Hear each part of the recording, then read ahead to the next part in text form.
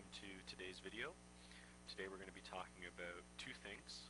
We're going to talk a little bit about proportionality, and then we're going to be talking about rate of change as it applies to our reciprocal functions. So to get started, some of your questions in the textbook you might have seen using the word proportionality, and this word's used a couple ways. We could say that a variable y is proportional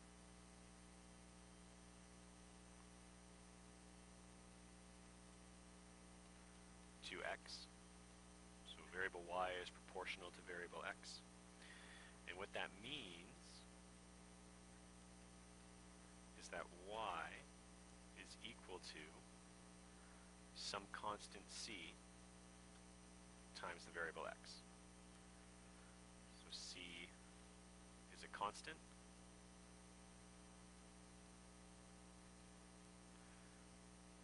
and in this case an element of the real numbers. More specifically for us, we could see something like y is inversely proportional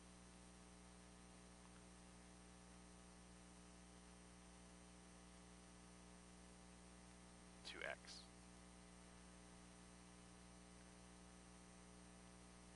And what that means is that our variable y is equal to some constant c divided by x. And again, c is a constant, and c is an element of the real numbers. So let's look at what this looks like in a word problem. We can measure a person's balance, and we know that their balance is inversely proportional to how many times they have spun around in a circle. We know that a person has 0.5 units of balance if they have spun around 3 times. We'd like to write a function to represent this situation. So let's let B be a person's balance,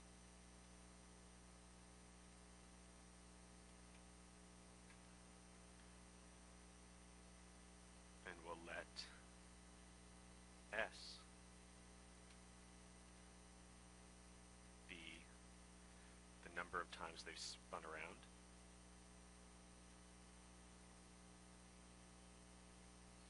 So we could say that B, their balance, is equal to some constant c divided by how many times they spun around. And we know that when your balance is at 0.5, you've spun around 3 times.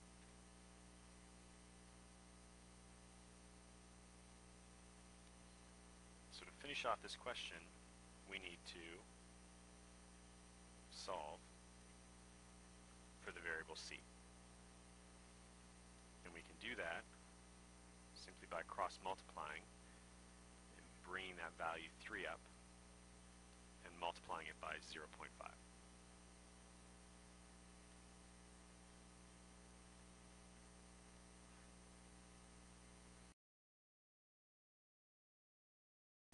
So I end up with a c value of 1.5. And now I can say that my balance is equal to a constant 1.5 divided by how many times I've spun around in a circle. And most of our questions involving proportionality will be set up this way. The next thing we want to look at today is a little bit on rate of change. So a typical question, you might see given a function f of x, and in this case we'll say f of x is equal to negative 1 all over x plus 2. We'd like to determine where the slope of this function is decreasing and where it is increasing. So I think an easy way for us to do this is to graph this function and inspect the graph. So the first thing I want to do is find my intercepts.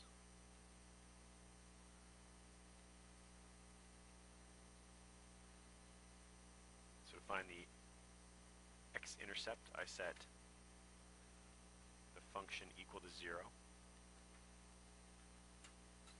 and I try and solve for x.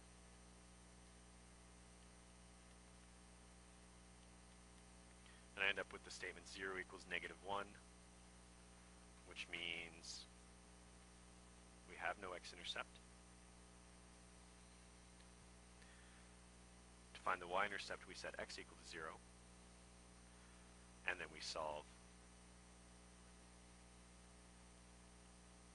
So I get a y-intercept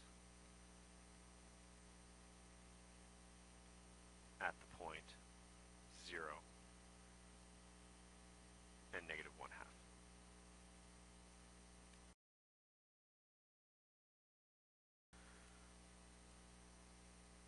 The next thing I want to do, as I'm trying to graph this, is find my asymptotes.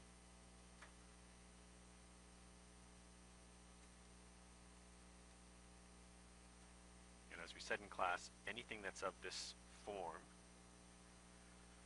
has an asymptote, a horizontal asymptote, at y equals 0.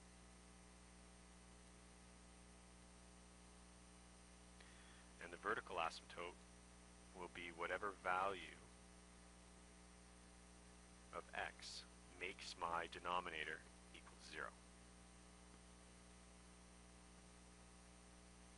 So I have a horizontal asymptote at y equals 0 and a vertical asymptote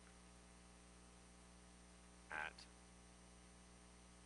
x equals -2.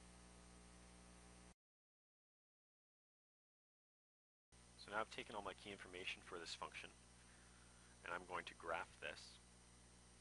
So we show our asymptotes by drawing a dotted line at these points. So I have my vertical asymptote at x equals -2.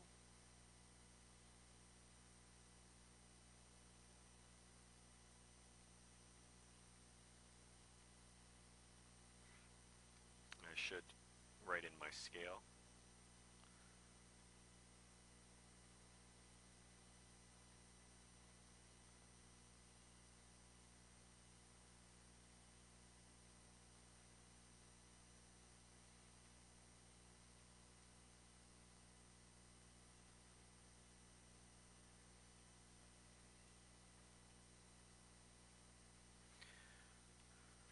So I've drawn my vertical asymptote at x equals -2. When we have an asymptote through one of our axes, we don't normally need to draw it, but just for today, I can show that easily with the smartboard. So there's my asymptote, my horizontal asymptote at y equals 0. I have no x-intercept, but I have a y-intercept at -1/2, so y-intercept about there. So my graph has to go through that point, and it has to approach my asymptotes. And then on the other side of my asymptotes, following the pattern we've looked at yesterday, I get the second branch of my graph. So this doesn't really answer the question. The question was, determine where the slope is decreasing and where it is increasing. So we can think of the slope like a bunch of tangent points. So if I look at the part of the graph that's less than -2,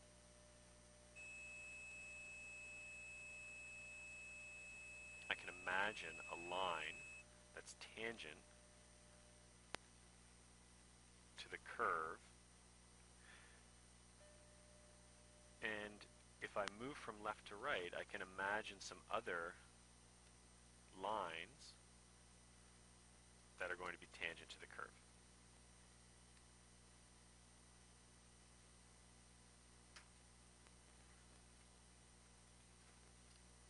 And notice how as I move from left to right, my lines are getting steeper. The slope is getting higher.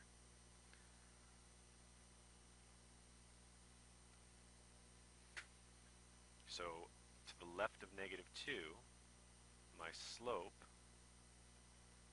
is increasing.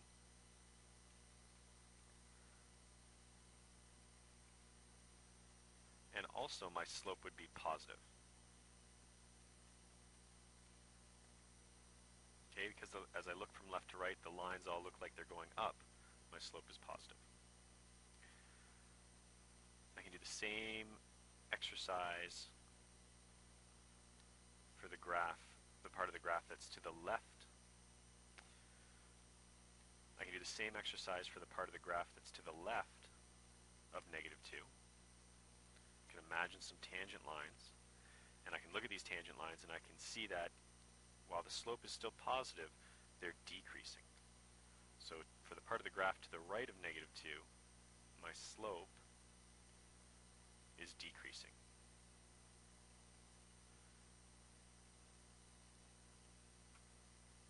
But it is still positive. And no matter how far I move to the right of -2, my slope will still be positive. It'll get very, very low. My slope values will get very, very low, but they'll still be positive. So just to summarize, for x values less than -2, we can say that slope is positive increasing.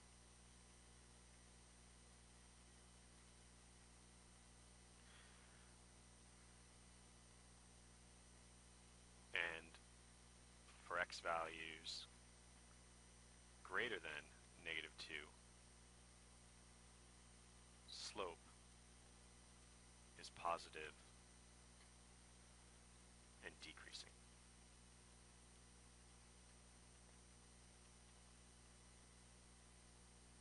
Tonight, if you'd like, you can try these questions, although we'll be taking a look at them in class tomorrow.